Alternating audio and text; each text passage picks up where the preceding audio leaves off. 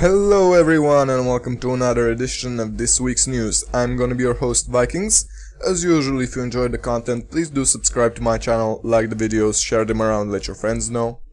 And if you want to learn about or read more about any of the news that we're going to talk about in this video, then do check out the links in the description. There are some very nice articles and I definitely recommend you guys go ahead and check them out.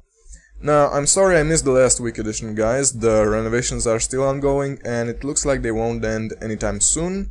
But at any rate, let's see what news we have today. Ouya has 10,000 developers. AMD Radeon HD 7990 Malta final specifications disclosed. World of Tanks security incident exposes emails and hashed passwords. Financial information safe. Consoles that won't die, the Commodore 64. And The Evil Within announced. So let's dive right into it, guys. First up, Ouya has 10,000 developers. More than 10,000 developers worldwide are making games for the 99 Android-powered Ouya console. Head of Developer Relations Gil Santiago has told Games Industry International. At the end of February, the company had signed on 8,000 developers. The console's list of developers ranges from startup to established companies like Square Enix, Double Fine, Tripwire Interactive, and Airtight Games. Santiago said, and I quote, "It's really awesome, especially at this early stage of the console still being in the preview period." Well, there you go. Remember I was talking about how well the Ouya might do in the second edition of this week's news, and it looks like we have our answers now. With so many developers committed so early in the life cycles, it does indeed look like the Ouya is off to a great start. The only thing that's left is to wait and see exactly what kind of games pop up for it, guys. But if you're thinking about picking up this console and you had reservations about whether or not you will have enough games to play on it, I'd say that shouldn't be an issue for you anymore. AMD Radeon HD 7090 Malta final specifications disclosed. The final specifications of AMD's upcoming Radeon HD 7090 Malta GPU have been exposed. Launching on the 24th of April, the specifications of the card showed that the GPU is built on a 28nm Tahiti core architecture featuring an enhanced core clock of 1 GHz. The AMD HD 7090 Malta has 2 Tahiti XT cores which result in a total of 8.6 billion transistors, 4096 stream processors, 2 prim/clock, 256 texture mapping units, and 64 raster operating units. The balls know what all that means. The core is clocked at 1 GHz, though not known whether it has the GPU boost technology enabled or not. The card is equipped with a massive 6GB GDDR5 memory that operates along a 384-bit memory interface and is clocked at 6GB effective frequency. The memory pumps out an impressive 576GB bandwidth. The Radeon HD 7090 has a peak compute performance of 8.2 teraflops and would go head-to-head against Nvidia's GeForce GTX 690 that was released almost a year ago. Both cards would end up with a $1,000 cost, so it would be the benchmarks that decide which GPU would get the best performance thrown. The card launches next week. The launch could be a paper launch, however, since nothing official has been announced yet. So there you go, guys, another new card from AMD. Very good, very nice. It looks to be quite a beastie as well. However, the price does have me a bit concerned. One nice thing about AMD usually is that they offer similar performance to Nvidia but at lower prices. However, it looks like these cards will bogo head-to-head at a whopping $1,000.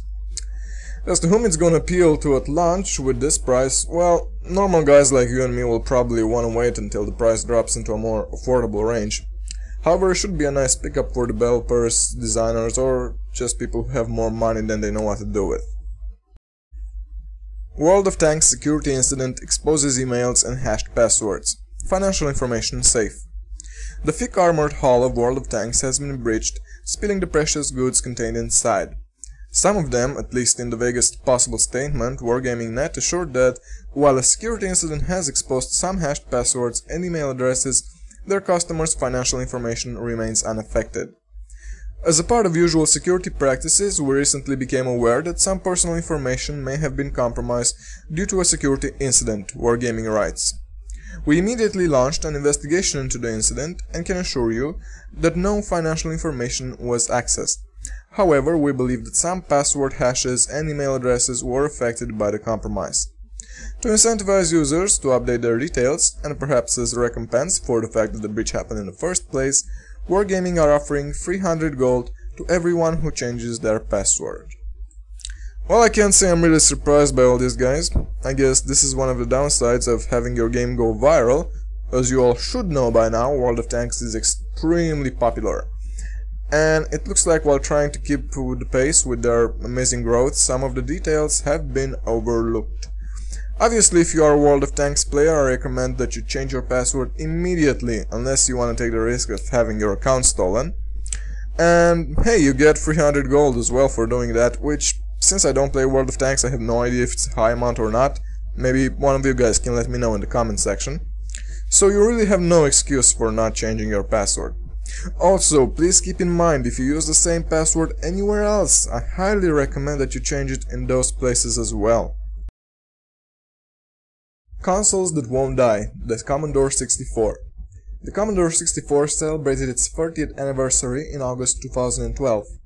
Time and technology has moved on since 1983, but the 8-bit home computer continues to survive as a viable gaming platform. James Mockman, the project leader at Retro Gamer CD, and C64 hardware guru Tim Harris are helping drive this 664 renaissance, handcrafting and mailing out new game cartridges from their UK base to countries as far as Japan and Tasmania.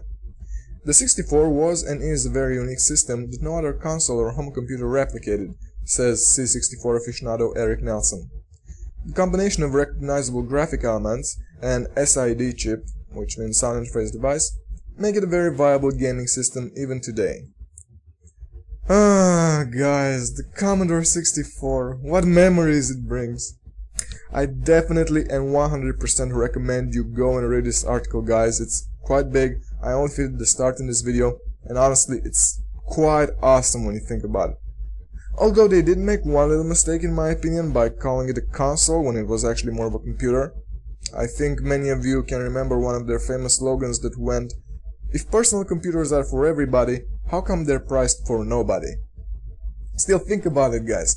This computer is over 30 years old and it survives to this day with new games being developed for it. How mind-blowing is that? Also, it was one of the most popular console... They got me going now. Computer, damn it. With over 17 million units sold. And indeed, these sales remain unsurpassed even today. So if you have a Commodore 64 stashed away somewhere, I suggest you take it out, dust it off, buy some new games for it, and enjoy reveling in the nostalgia of what was hopefully a wonderful childhood for you once again. The Evil Within announced. After days of creepy Vine teasers, Bethesda have now officially announced the project with a short teaser trailer. It's a live-action montage of gross-looking stuff, but we do get its real name, The Evil Within. We're incredibly proud to announce The Evil Within, said Mikami. My team and I are committed to creating an exciting new franchise, providing fans the perfect blend of horror and action.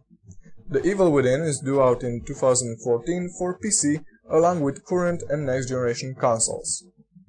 Finally, a nice new AAA franchise looks to be underway, guys. We definitely had the need for something like this for a while now. Hopefully it will be a nice game. I always loved the idea of horror and action. However, I am saddened to see that it will release for current and next-gen consoles because, as we all know, that means compromise. But alas, we shall keep an eye on it and we'll see exactly what ends up coming out of all this. That's it for today, guys. Thank you for watching my video. Hopefully I'll be able to join you next week, but with these renovations you never know for sure. And until next time, you go and have yourselves an awesome weekend, guys.